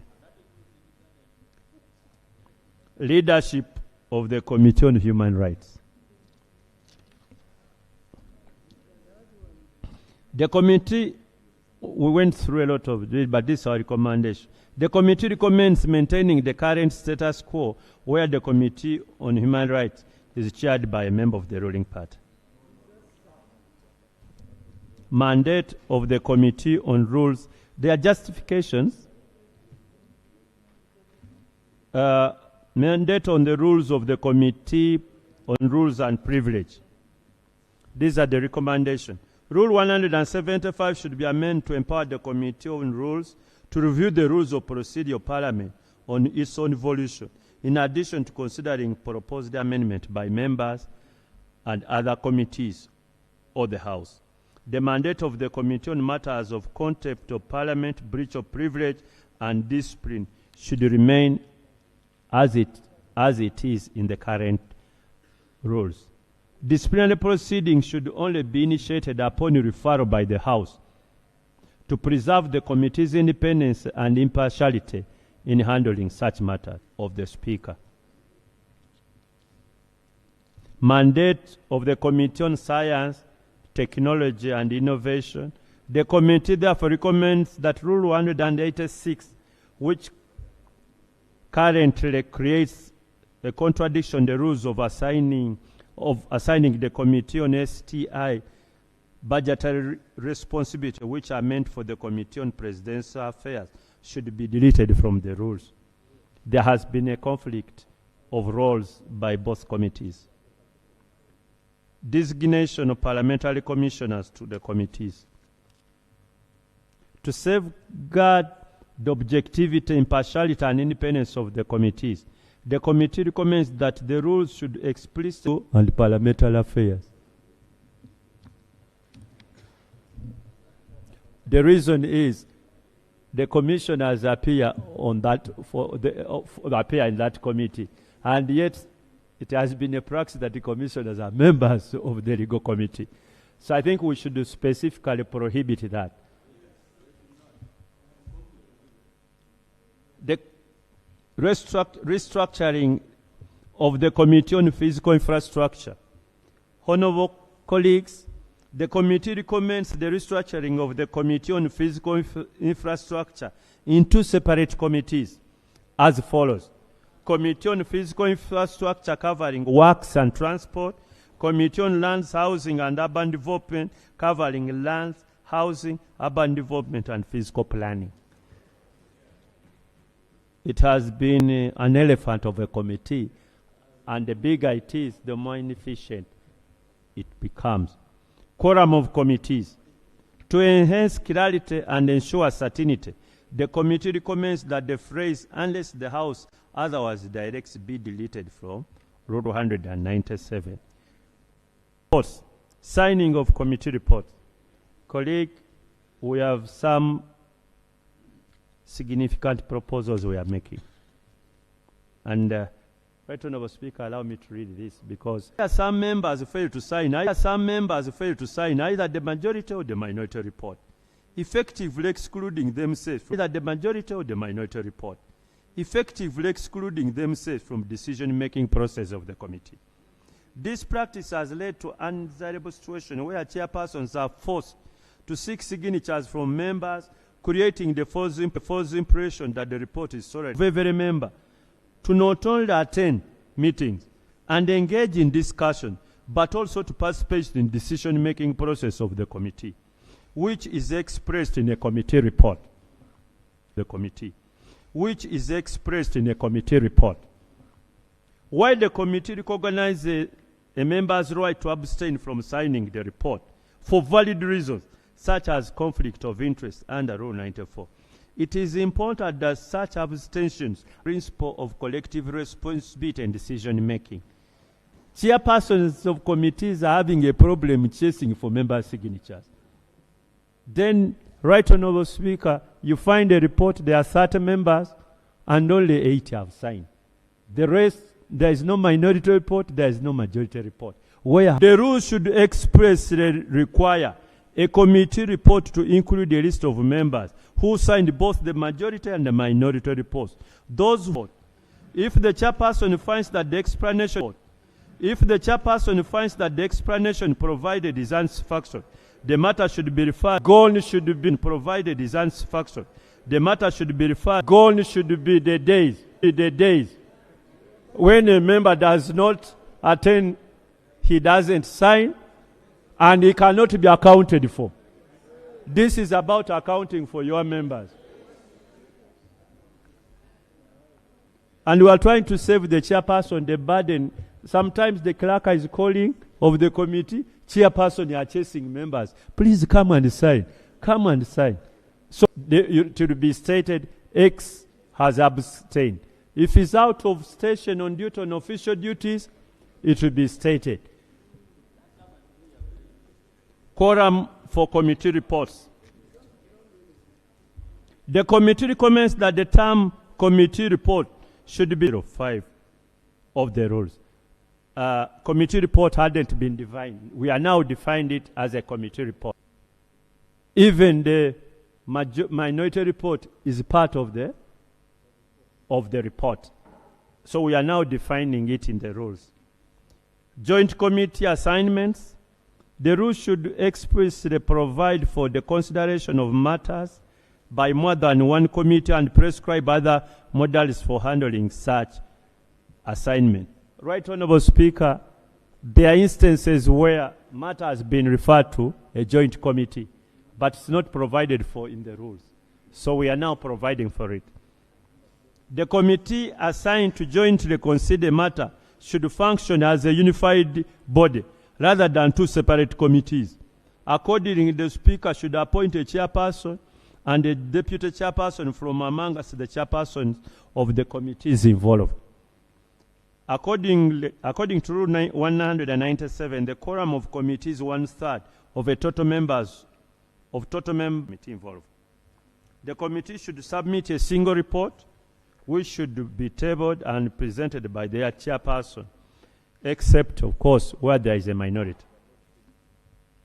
Establishment of a committee on subsidiary legislation and post-legislative scrutiny. Right Honorable Speaker, this is very important. We have enacted many legislations and we have tasked the ministers to come up with the statutory instrument, but many of them have not. So we are putting a committee to follow that up and to track and report on scrutinized statutory instruments laid before Parliament and report to the House whether the powers delegated by Parliament are being properly exercised within the scope of such legislation. To carry out post-legislative scrutiny, including monitoring the implementation of laws passed by Parliament. Absence in the committees. The committee recommends the following.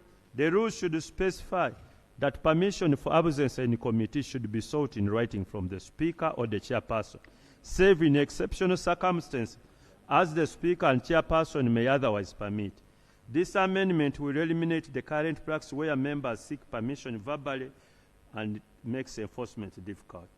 A new procedure and sanction should be introduced in the rules.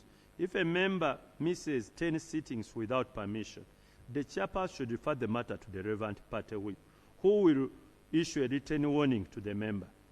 This will enable party whips to effectively fulfill the obligation of ensuring their members' attendance at parliamentary business. We are trying to help the party whips do their job by the rules.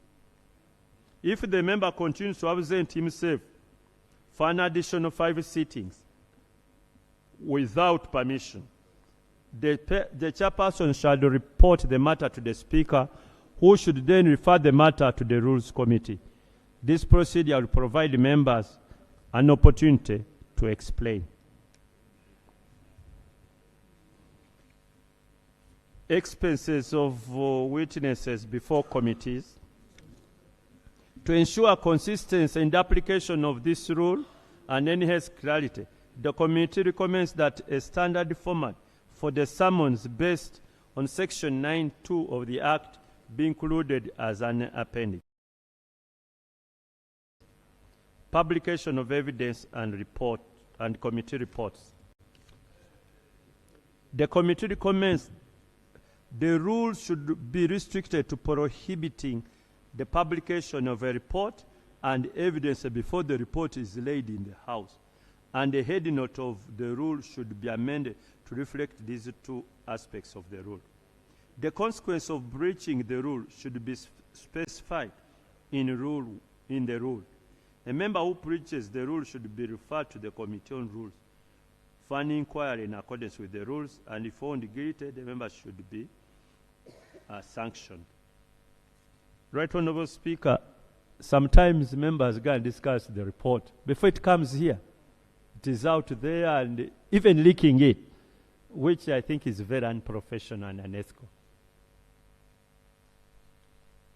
Time frame for the committee report, for the committees to report. I think this the matter Honorable Ogon was raising is moved out. The committee recommends that the term days should be defined in the rules to include working days, except where there are constitutional or statutory limitations. Action taken reports. Ministers should be required to submit action taken reports within 2 months of receiving parliamentary resolutions or recommendations. Ministers should be required to submit action taken reports within 2 months of receiving parliamentary resolution or recommendation. This is about accountability. Provide a list program. We shouldn't work in vain. We've taken a resolution and the minister is not reporting on action taken on the resolutions of parliament. So we are giving them a time report to report within an obligation on the clerk to transmit not only the Hansard but also the extracted resolution of the or recommendation to the relevant ministries for action. This will enable the ministers to cross-reference with the Hansard to ensure the proper and accurate implementation of the resolution. Expanding from the official record, the committee recommends the procedure for expanding content from the official record. This rule should stipulate that when a remark or statement is expanded, all references or debates related to that expanded remark or statement should be deleted to maintain the chronological flow of the Hansard. If the presiding officer has ordered for expunging, don't refer to it, because you refer to it and yet it is not on Hansard. The only remaining entry in the record should be the Speaker's order for expansion, and this procedure should apply to both the text and audio-visual format of the Hansard. Broadcasting. The committee concurs with the proposed amendment which seeks to formalize the existing practice of broadcasting the proceedings of the House and its committees on various digital and social media platforms to the media to publish. And we thought we should maintain it as it is. We don't have to provide and say media, this is what we discussed and so on. Though other jurisdictions do it. Admission of the press into the House and its committees. For the above reason, the committee, there are quite a number of reasons. The committee objects to the proposed amendment as it undermines the freedom and independence of the media. The committee, however, proposes the deletion of the phrase any other press person. In Rule 233, I think we would rather read the whole of it because the press might say we are. The Office of the Clerk proposed an amendment to Rule 233, requiring Parliament to provide a live feed to accredited media outlets wishing to cover or record plenary sittings. The justification for this proposal was to align with the Commonwealth practice to ensure adherence to the rules on electronic coverage of parliamentary proceedings as outlined in Appendix G, maintain consistency in public broadcast content, and uphold the integrity of Parliament. The committee interacted with the editor of the Hansard, who heads parliamentary department responsible for recording and broadcasting of parliamentary proceedings. He clarified that under the proposed amendment, the media would maintain full access to parliamentary proceedings, including the ability to broadcast them live. However, instead of recording proceedings independent, they would rely on a live feed provided by Parliament.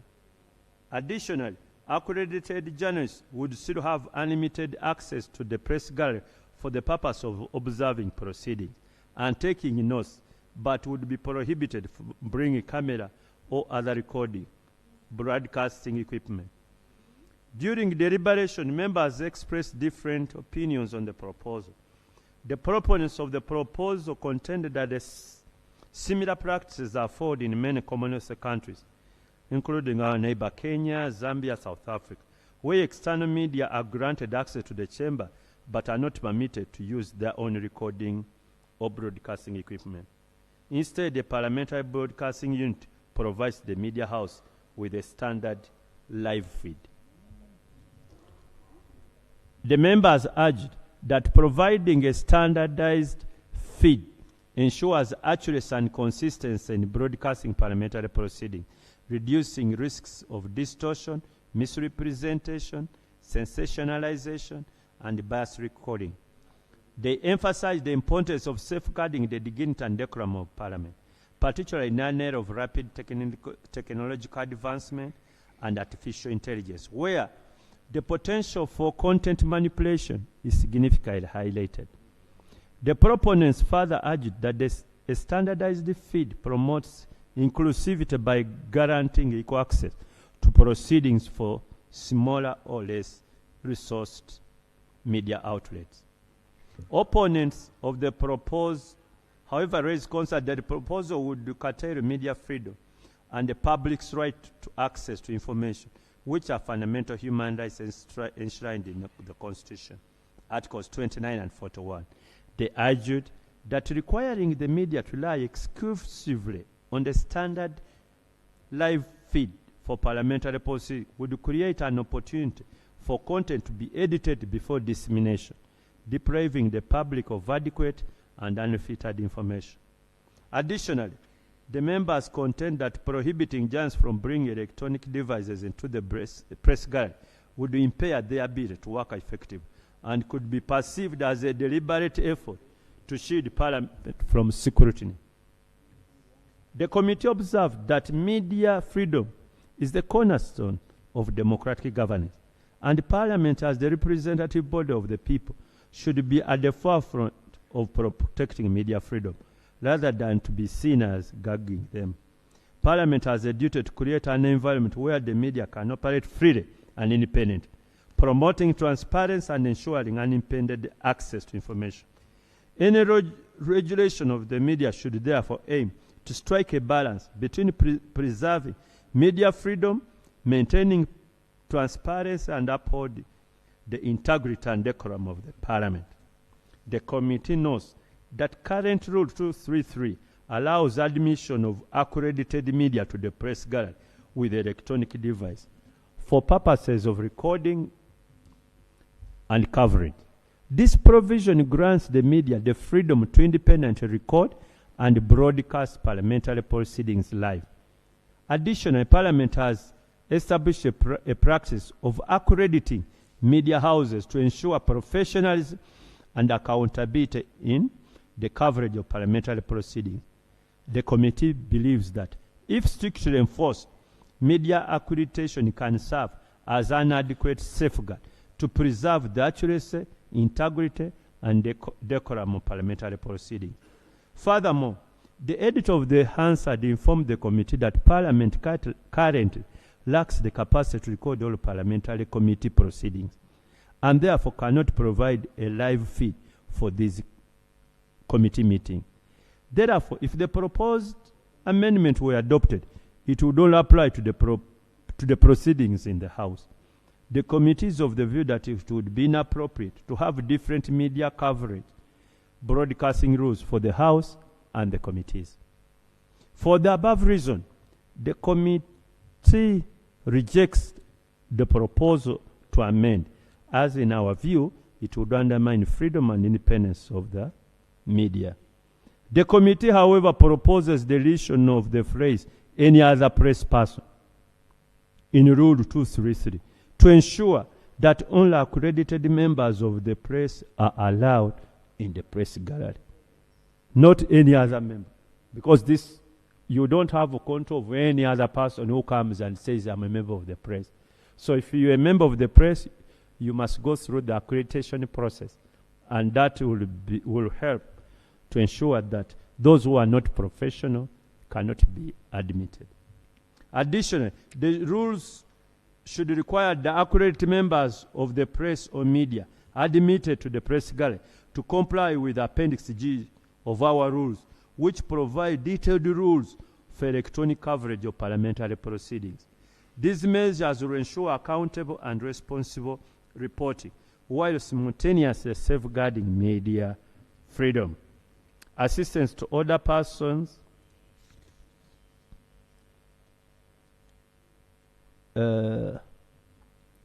The committee agrees with the proposal that older persons face unique challenges due to aging, which may not be classified as disabilities that hinder their effective participation. So we need to provide a rule to cater for them. sanction of the breach of rules of procedure,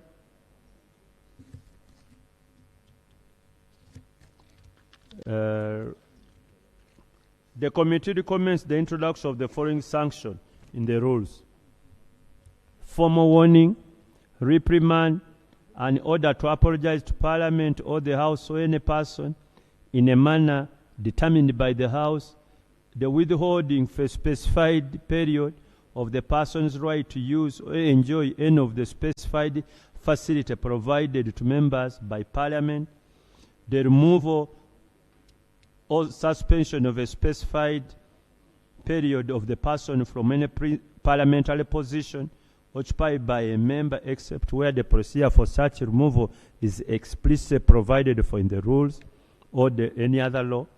Suspend the member from the service of the House for a period determined by the Speaker of the House. Additionally, the rules should explicitly state that a member suspended from the House shall not, during the suspension period, enter the precincts of Parliament or participate in any activity of the House or committee.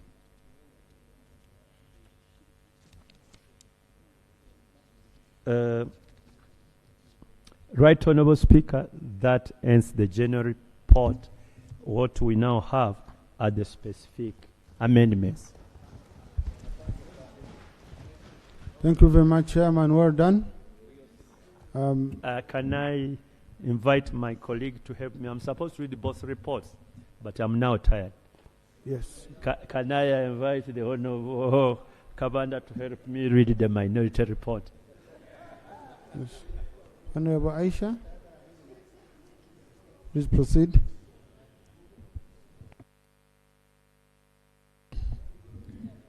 Thank you, my chair and the Right Honourable Speaker.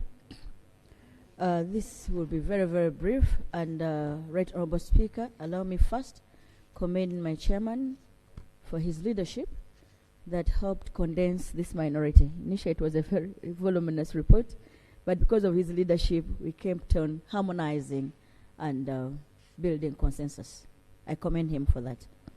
2, allow me also make a disclaimer, because the minority highlights the areas of dissent. It means I agree with every other thing in the major report. So allow me make a disclaimer that one item was discussed in my absence. Therefore, I lost locus to disagree. I couldn't present my view. That is the leadership of the Human Rights Committee. I present my disclaimer over that. Having said that, there are 6 areas of dissent. Number 1, the proposal to codify free sitting. I don't completely disagree, and in the details I'll show how. Number 2, timelines for reports on petitions. Number 3, Prime Minister's question time. Number 4, quorum in respect of members virtually attending. Number 5, dress code. And number 6, censure of ministers. It's a one-woman's report. Therefore, I have a right to summarize it. One man's army. Right Honourable Speaker, about proposal to codify free sitting, I submit that the minority deserve protection. The majority are the members that spread all over. I only pray that 2 benches be reserved for the minority, so that the front bench has people to consult behind. There are people they can talk to. I only pray for 2 benches. That's the only point of departure at that point. And then about timelines for reporting on petitions, allow me for that particular one to read because of its importance. The majority report rejects a proposal by Honorable Saropendi to prescribe timelines for placing reports on petitions on the order paper, urging that such a proposal would infringe upon the Speaker's constitutional powers to determine the order of business, giving priority to government businesses. In my view, Honorable Saropendi's proposal does not undermine the Speaker's powers, but rather ensures that petitions receive the attention and priority they deserve. It is worth noting that the rules of procedure already establish timelines for the consideration of specific businesses. For example, Rule 1441 requires the President to lay the budget framework paper before Parliament by 31st December, while Rule 145.3 requires the President to consider the budget framework paper by the 1st of February each year. These provisions do not diminish the Speaker's authority to determine the order of business, but rather highlights the importance and urgency of the budget. In fact, the Speaker always takes these timelines into account when scheduling business on the order paper. Additionally, Rule 25.2, which governs the order of business in the House, gives prominence to petitions by prioritizing them over several other matters, without infringing upon the Speaker's powers. Therefore, the proposed amendment, which seeks to establish appropriate timelines for the consideration and deliberation on petitions, does not tantamount to usurping the constitutional powers of the Speaker. Furthermore, while Rule 30.10 requires the committees to report back to the House on petition within 45 days, the timeline is often not adhered to. Rule 36 further allows the Speaker to refer a petition on urgent matter to a specific minister if it is deemed more appropriately handled by that minister. The rule does not specify a timeline within which the minister is to report back to Parliament on the petition. Rule 37 only states that the minister shall report back within the stated time, which is ambiguous. I observe that petitions often address urgent issues requiring immediate action by Parliament. Delayed action on petition undermines their effectiveness as a mechanism for triggering prompt parliamentary action and erodes public confidence in the parliamentary processes. Therefore, the establishment of specific timelines for ministers to act on petitions and for the placement of reports on petitions on the order paper is essential to ensure that petitions are accorded due consideration. I therefore will make an appropriate recommendation when we get to committee stage. Should be recalled that petitions are from people who seek immediate attention of this Parliament. The other point of departure is quorum in respect of virtual attendance. Rule 24 provides that quorum of Parliament shall be only 1/3 of all members of Parliament entitled to vote and shall only be required at the time when Parliament is voting on any question. Additionally, Rule 24.6 stipulates that a member virtually present in the House shall form part of the quorum of the House. The majority report notes that the majority report noted that the committee interacted with officers from Parliamentary Department of ICT, which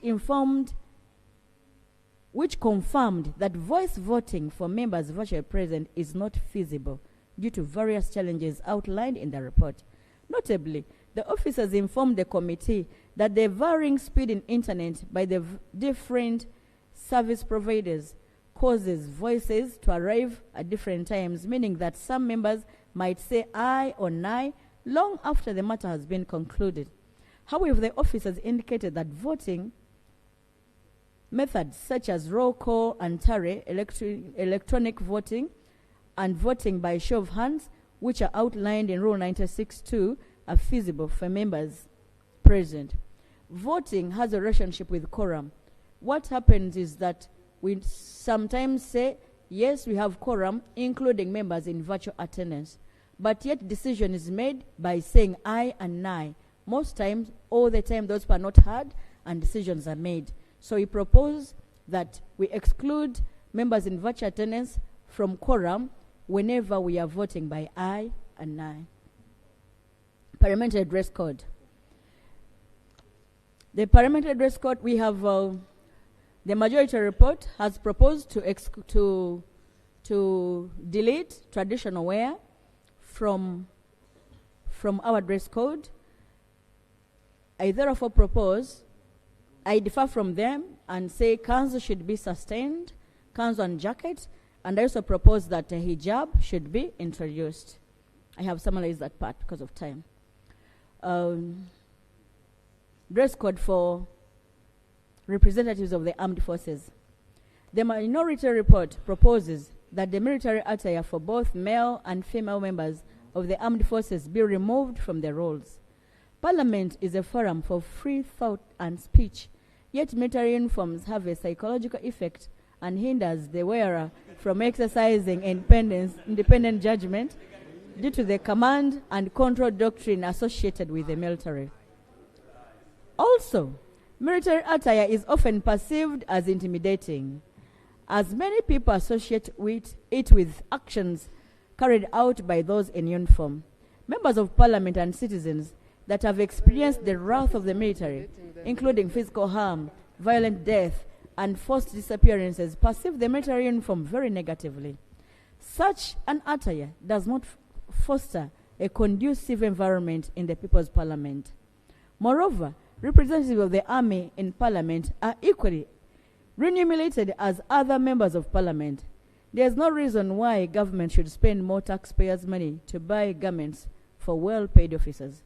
This money can be saved to attend to well-deserving underpaid servicemen.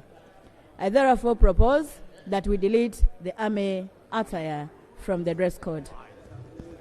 Minister's question time. I propose that the minister's question time should be entirely oral, and written questions should go to ministers for people that need very specific, detailed answers. So my point of departure is that question time, Prime Minister's question time, should be oral time. Censure of ministers. I propose that once a minister is censured, he or she shall leave the front bench until the president communicates his or her action as required by the Constitution. The rationale behind this proposal is to strengthen the censure process, reinforce the doctrine of separation of powers, and ensure that the decisions of Parliament are respected. I observe that it undermines the principles of separation of powers and the authority of Parliament for ministers who have been censured to continue appearing before Parliament in their ministerial capacity as though the censure process never took place at all. This not only undermines the authority of Parliament, but also erodes public trust in the institution of Parliament. However, the majority report rejected the proposal, urging that it would contravene Article 118(2) of the Constitution.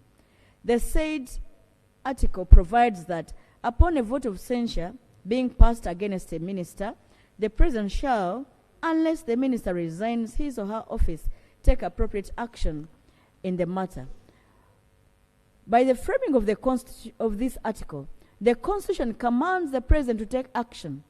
The Constitution, however, is silent on the timeline within which the President shall take appropriate action following the censure of the minister, as well as the consequences of the President's inaction.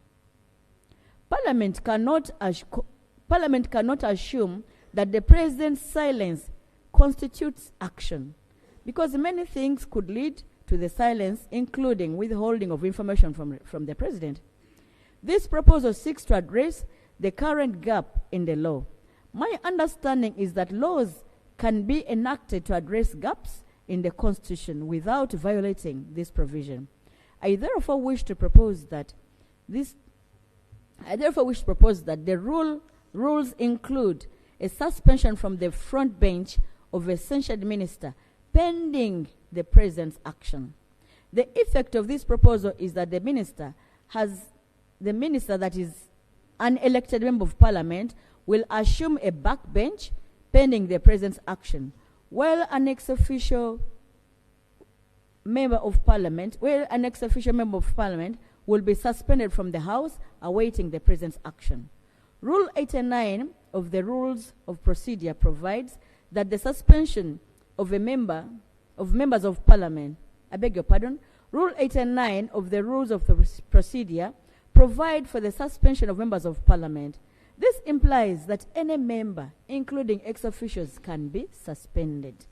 I therefore make recommendations that we shall go through when we go into committee stage. Right, Honorable Speaker and colleagues, I pray that the minority report be incorporated to substitute the areas of departure in the majority report. I propose. Thank you. Thank you so much, Honorable Aisha. Thank you, Chair, Committee on Rules.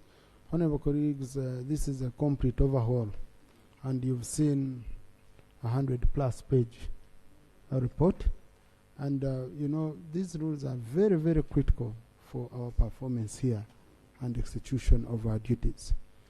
So I want to guide that since the report we've just received it formally and it's big, you take your time, you read it.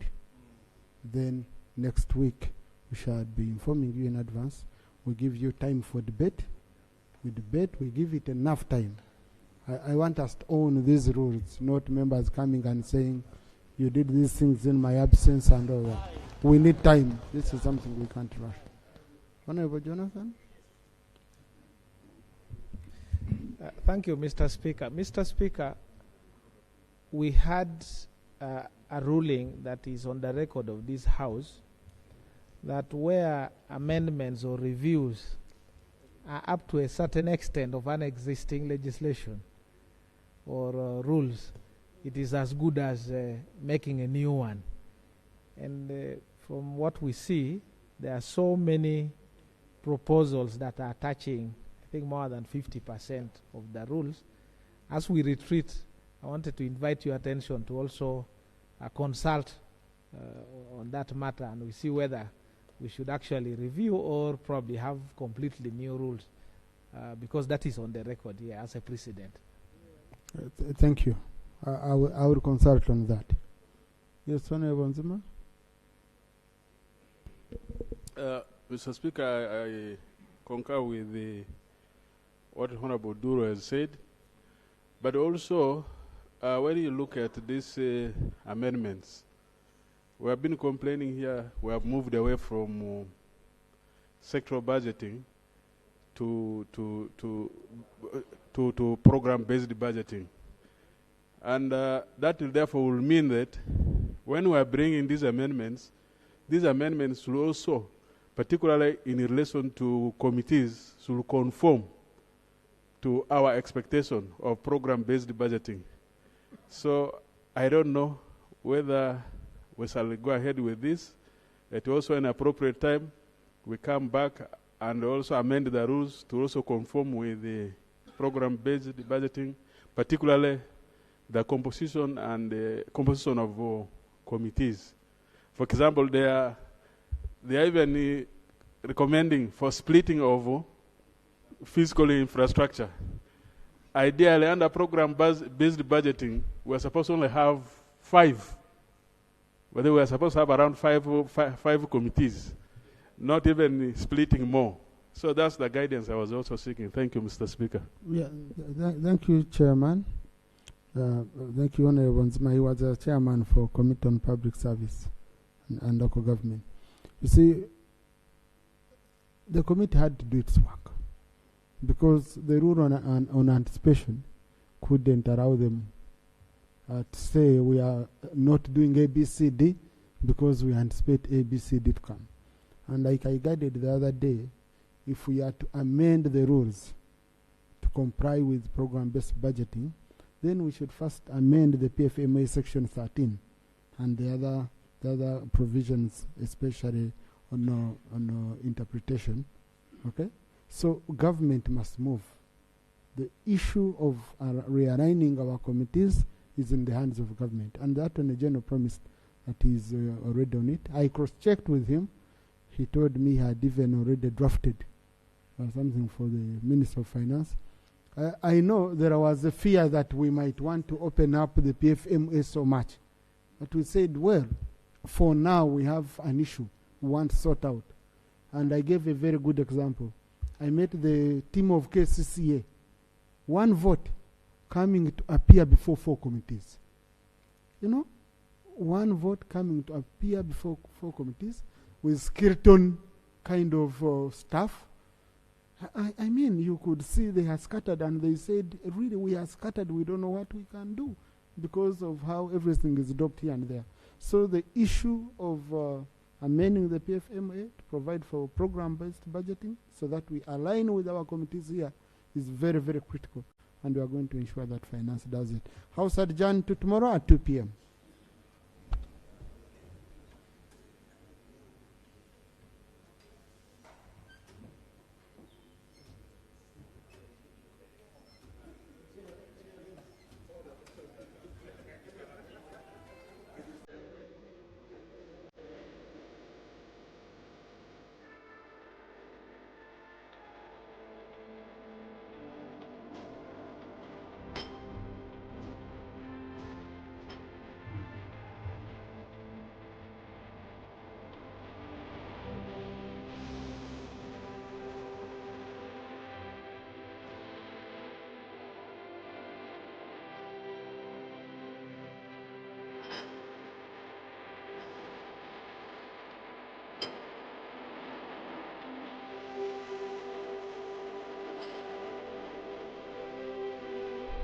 Yeah.